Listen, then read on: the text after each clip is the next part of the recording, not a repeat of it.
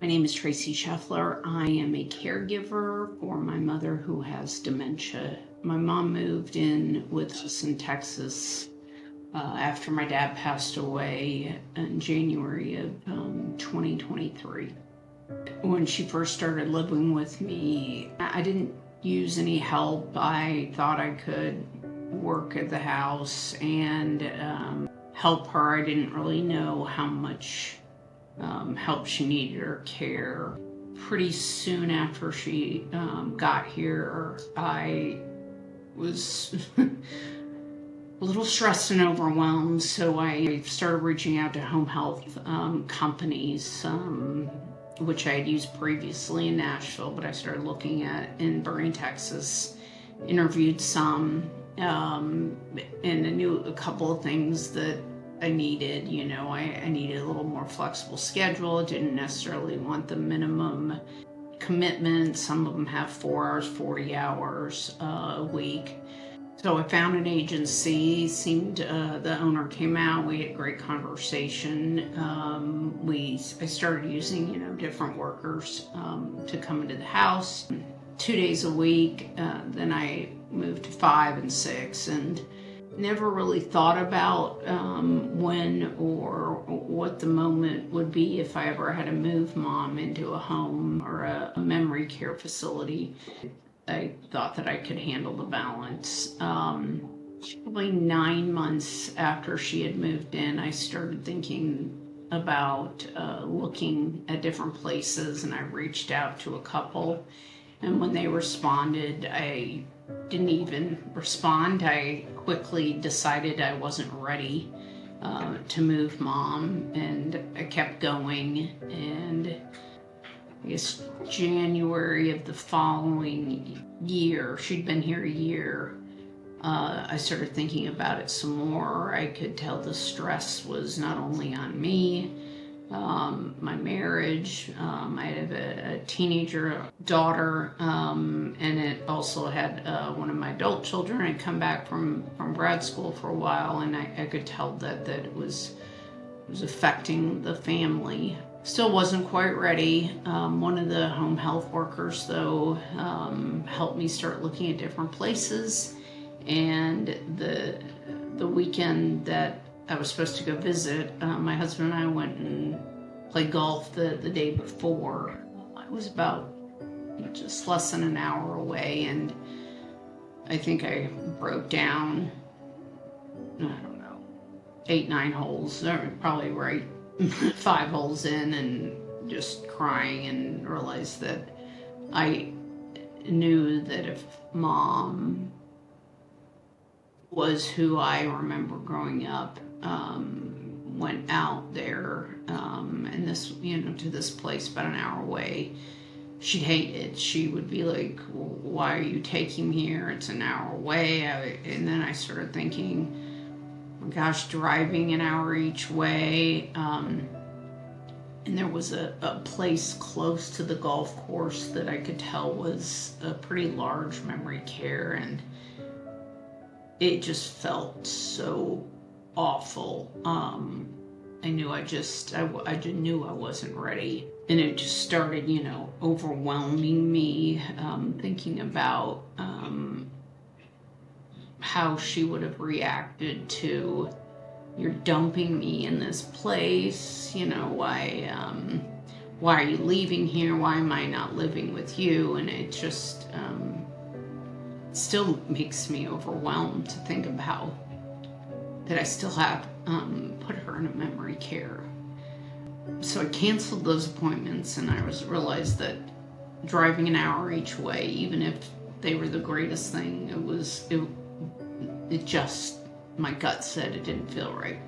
2 weeks after that, mom has started having hygiene issues with her bathroom, and every night when she had lived here, I would go upstairs and put her, I helped her get undressed, dressed for bed, fed the cat, got her in bed. Sometimes we talked, I'd set the alarm. We had a regular routine, and this, happened for over 14 months of doing this. I think I went out of town maybe twice, but that was it. And I think one night after she had gone to the bathroom and I had started noticing it was getting worse and worse with her hygiene and her hands, I broke down to my husband and said, I can't do it anymore. I finally said, I've got to start looking for a place. I had befriended a lady on LinkedIn. Her name's Joanne LaFleur.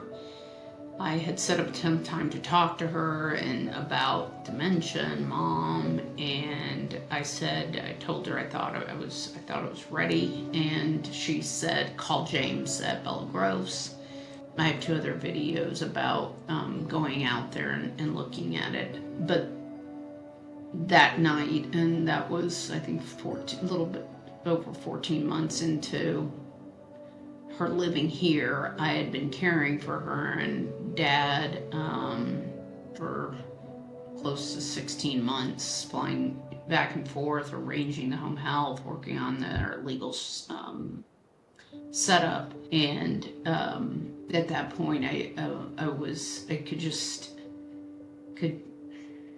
wasn't 100% sure, but I was about 70% sure I was ready to move her. But the moment I decided I was ready really happened when I put her to bed one night, and I felt that I was starting to get angry inside. I felt like I wasn't being a good mom, a good wife.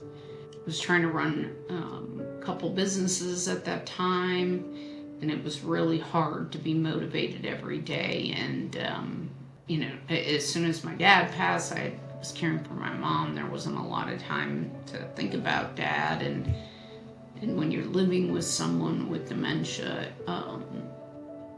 they change every day. You notice little things, and they become less and less who you remember them to be. And I do celebrate who she is now, and there's a lot of good things about who she is now. But it is a living death point person. As they become this new person. And it really, mentally, you don't know how much it impacts you. Actually, you think that you're strong, and you think you got this, and you're doing the right thing. You even start questioning your own mortality, thinking you don't want to go into a home. Grew up in the 80s, we just called them nursing homes. I guess I gotta start calling them memory cares or facilities, residents. But you grow up in the late 80s and you visit some of these nursing homes. They smell like urine. People are just sitting around doing nothing. It's an overwhelming, depressing environment. And you think, I am not going there. I'm not putting my parent in there. And, well, I didn't even know there were other options. And I didn't even know, even as she lived here, that I should have gotten help. I should have probably had caregiver support groups more. Probably even had a therapist to talk about the balance. I just roughed it on my own. And there were moments where, as you're the caregiver, you become the rock and the stable thing in the dementia person's life that they can rely on when their entire environment becomes starting, to go dark and their memory isn't there. You're the reminder of something stable. I asked my mom one time, I said, Mom, do you feel sometimes like you're walking around in your head looking for files you can't find? And she said, yeah, all the time. And I don't always talk to her about the dementia because, frankly, she doesn't remember at this point. And our family sometimes, won't always talk about things we should, or we're embarrassed. And dementia sometimes doesn't leave you with a lot of dignity. There's a lot of fun to it, and I do think about all the fun, but I made this video to think about, why did I make the decision and how did I get to the decision of moving Mom into a memory care? And reflecting on it, I know the moment exactly when I made the day that I made it. It was after I went up there, and the hygiene issue with all her hands had all the fecal matter, and I sat there and was washing her hands, and it was just a breaking moment for me as a caregiver. Now, almost 5 months, 4 months into her living at the memory care facility, the one thing that I thought I would get from moving her into this place was an overwhelming sense of relief, or stress, or just like an anvil off your chest, and that never has happened. In fact, I would say that the stress has changed. The environment here for my marriage, my family, and my work has been fantastic. Our relationships are better, it has improved that, and I can't take away from that, because that was a good thing. But for me, you don't stop becoming a caregiver, it is the way I feel. Just because my mom moved from my home into a facility doesn't mean that I'm not caring for her anymore. I might not always be in her daily living activities, sun up to sundown, but I'm still her caregiver, and I still mentally carry that with me. I mentally think about, did I make the right decision? I still beat myself up about, and king of the dwelling. I always get to the place it is the right decision, and I love where she's at. But I do know that relief you may be looking for, it certainly didn't come for me, and I don't feel a sense of a responsibility taken off me. I feel it's changed, but I'm still Mom's caregiver. I now have a lot of support around me with the team in Bella Groves, but it doesn't mean that I don't still help shower her, make sure she has clothes, talk to her doctors, visit her, drive over there. So that you don't stop becoming a caregiver. And I can't tell people when it's the right time for them. I know it was the right time for my family. For me personally, probably in hindsight would have kept her here a little longer, but it's always easy to judge, our life looking backwards.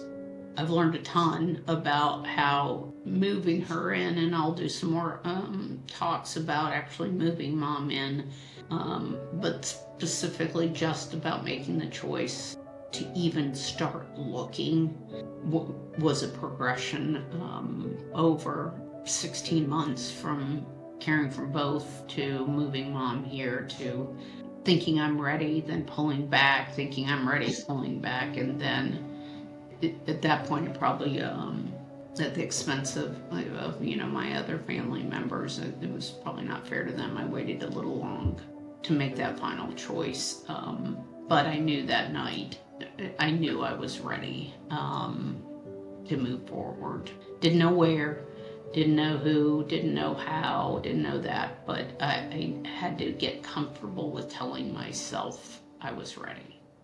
You're always welcome to send a note. I will post this video on YouTube for other people thinking about moving their persons, whether it's a parent. Mine happens to be my mom, but I'm very open because I think it's a very hard situation, and it's very hard to think about on your own, and I did, and I regret that part.